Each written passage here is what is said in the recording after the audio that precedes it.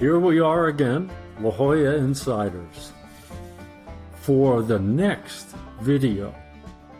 And this time, we're going to talk about the Christmas parade in La Jolla. Not to be missed. Ron, what do you have to say about that? Well, when we're recording this video, and welcome aboard, everyone, it's the month of June. And already we're planning the annual Christmas parade, the La Jolla Christmas Parade, and which takes place on the first Sunday of every December. And it's 20,000 people line the streets. That's the result of the advertising, the promotion, and the importance to the community, as well as San Diego. And everybody comes to celebrate the Christmas parade. Well, why do I stress that? This is something that has been, discussed strongly and strenuously by those who feel that Christmas is not appropriate for a parade because it's not inclusive. And this is something that's running across the country, this inclusivity thing. And there are those who feel that, it's a parade celebrating Christmas. We should call it Christmas Parade and not the La Jolla Holiday Parade, which doesn't describe anything, quite frankly. But it's been a contentious community discussion for a lot of years. And the organizers feel that, Christmas is appropriate, and we're going to be holding onto that title and from now until whenever. But at the moment, it's called Christmas Parade. So if you have difficulty with celebrating Christmas during Christmas time, maybe it's not for you, but it is for a lot of people. Like I say, 20,000 people show up, and it's an absolutely delightful 30-minute parade starting at one corner in the village. If you've been watching videos, you know we call La Jolla Village the village. This is the center of La Jolla, and it starts at one spot and winds down the center of the village and takes a sharp left and ends up at the recreation center. It's a half-an-hour parade, but it's filled with extremely interesting and fun floats created by the community members themselves, plus equestrian entries and a lot of school bands. We've got several.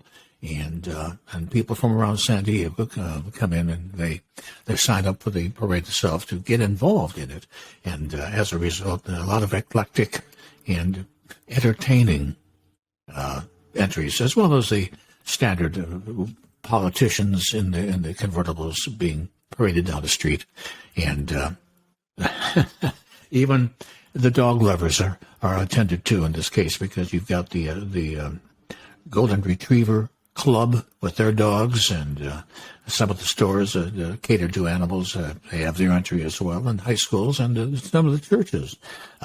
For quite a few years, the La Jolla Presbyterian Church would have an entry of the nativity scene on a flatbed truck, and with right behind them a camel being added to the parade itself. So for the parade, Christmas parade, it's always a theme. And last year was an astronaut. We had an astronaut from NASA up here and featured him in the parade. And coming up this year, the theme has yet to be decided that I'm aware of. And the Grand Marshal, that will be announced in a few months. So stay tuned for that. But if you're coming into La Jolla in the wintertime, and it's a delightful time to visit La Jolla. My special time of the year is October, November, and December. The weather is temperate and absolutely delightful. And the rainy season begins in January and runs to April and May, typically, but not so much this year, as Southern California, all of California is dealing with a drought. So we're not seeing a lot of rain. So there's a good chance that December will be dry, just as it has been for the past several months. We did have a couple of, Michael, if you might remember, we had 2 days of rain, I think, in April, and that was it. Yes. As opposed to the rest of the country, they're seeing a lot of rain elsewhere, particularly right now. And like I say, in June, we're talking about the problem in the middle of the state, Yosemite National Park, for instance, is seeing a lot of problems with downpours. And I think you stated that a few minutes ago in a private conversation that they closed the park. They closed Yellowstone Park because the Yellowstone River went over its banks and flooded extensively, undermined the roads in Yellowstone Park. So they're dealing with some significant flooding issues, both in Wyoming and southern Montana, and a corner of Idaho. So California remains dry at this point. I thought it was Yosemite. I'm sorry. For some reason I had... Well, they're getting... Got it. They're getting quite a bit of rain also, as is... Oh, they are? Good okay, portion. So I'm not wrong. Oh, yes. Okay. All right. No, but they're still open. Okay. Well, now, Ron, during the Christmas parade, are there any special stops during the Christmas parade? Is there an MC associated with the Christmas parade? Oh, okay. All right. Allow me to blow my horn. I've had the great fortune of being the guy who puts together the announcing team, and along the route. What's appropriate? I'm from the Midwest. We say route. We've got 5 stations with announcers who have scripts who are describing what it is you're seeing as they parade by. So it's kind of an added element that you don't get in other parades, and this is a lot of fun for the announcers. They're professionals for the most part, and they come out of radio and TV, and they're ready to rock and roll, and they're all practiced, and it's a lot of fun for the people who are attending along the route itself, and So I'm at station number 1, and I get a chance to say, welcome to the, in this case, 61st annual La Jolla Christmas Parade, begun by the Dewhurst family 61 years ago. And this is a long-time family that they do construction. That's been their contribution to the community. They're a construction company, and now into their 3rd generation of family members. It's a legacy group, and they began the parade with a couple of cars. It wasn't very much. It went from one block to the next, and it was over, and they went off and hit the bars.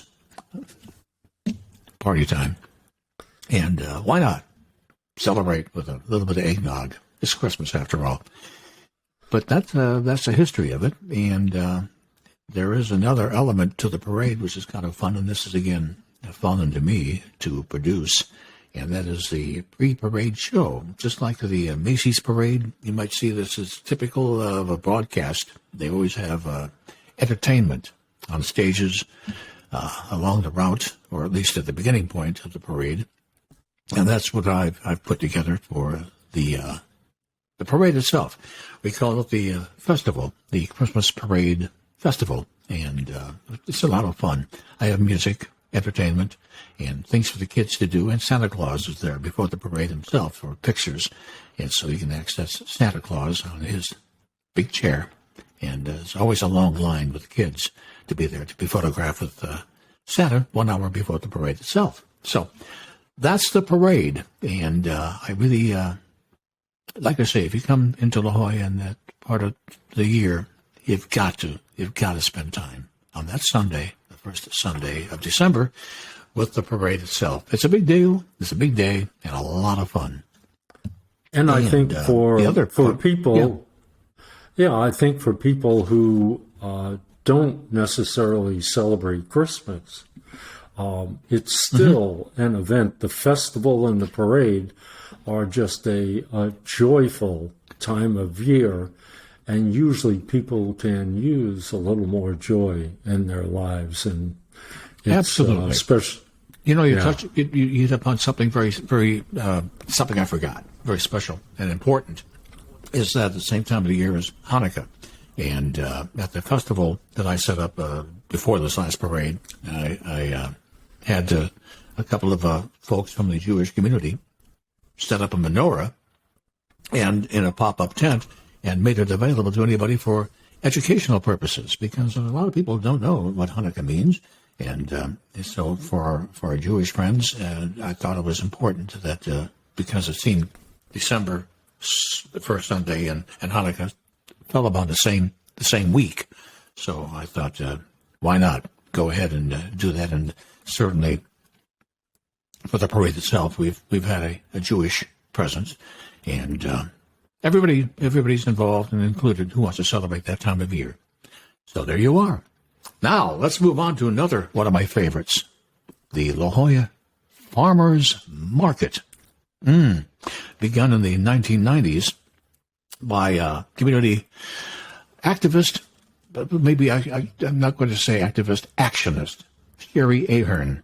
And Sherry has been a community treasure for years, engaging in a lot of fundraising activities. And she struck upon this one idea about a farmer's market and began with just a couple of farmers, pop-up tents on the grounds of the La Jolla Elementary School. And I was happily engaged in the first almost 10 years of the market as a DJ, playing and providing music for the wonderful beginning point of the farmers market, which has grown into an incredible Sunday afternoon, morning from 9 o'clock to 1 o'clock every Sunday event. And it's got music now of another sort, and a lot of people, huge numbers, showing up to sample food, the farmers' products, of course, the produce, and merchandise. And Sherry's put together something that over the past maybe 20 years has provided over $1 million to be donated to the elementary school itself. And absolutely, it's been very well received. It's allowed them to expand their teaching staff, to be able to pay for them, to build a library for the school. And now they're going through a renovation, a restructuring of the school grounds. And it's all due to Sherry's efforts. And we bless her for absolutely being a community actionist, making it happen. So and every Sunday afternoon. Phyllis and I, my wife and I, would go to the farmers market. We were told about it shortly after we arrived in La Jolla.